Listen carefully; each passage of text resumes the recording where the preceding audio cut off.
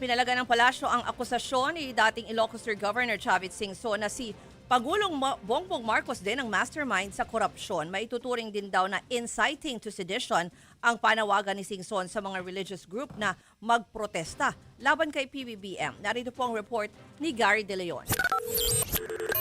Kaya sa mga nakikipagsabwatan upang kunin ang pondo ng bayan, mahiya naman kayo.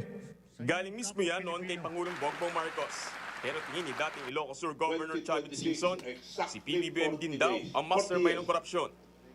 Ang mastermind, Martin Romualdez and President Marcos, ni-recruit ni Sandigos para gumawa ng mga kalukuhan. So tatlo lang sila nakakalam. Tinawag pa ni Singson na palabas lang ang mga ginagawa ng Pangulo na pagsisiwalat ng mga anomalya sa flood control projects. Nilaglag ni Bongbong Marcos ang mga contractors, engineers at kasama niya to become a hero.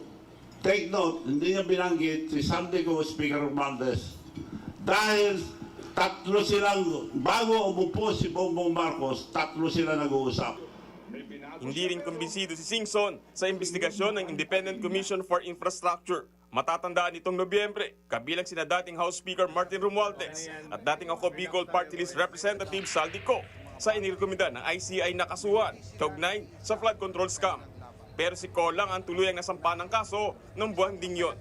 Sa kabila nito, hihikayatin pa rin daw ni Singson ang mga religious group na magsagawa ng malawakang protesta kontra korupsyon. We will schedule a one-time, big-time rally and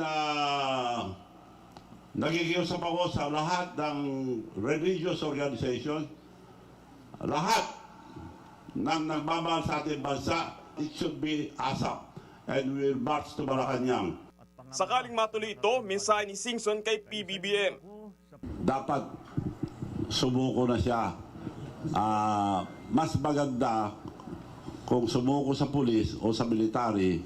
Bongbong Marcos, my former friend, kausapin mo na military o police, better surrender. Wala kami. Buwelta naman ng palasyo, hindi nagpapakabayani si Pangulong Marcos, lalo't obligasyon naman daw niyang linisin ng gobyerno. Marami lang daw apektado ng kanyang laban kontra korupsyon, kaya dinudumihan nila ang ginagawa ng Pangulo. Ang Armed Forces of the Philippines naman, muling nanindigang tapat sila sa konstitusyon at walang pinapanigang politiko. Well, the Armed Forces of the Philippines have consistently supported calls for good governance and anti-corruption, addressing allegations regarding civilian governance fall exclusively under the jurisdiction of civilian courts and oversight bodies, not the military.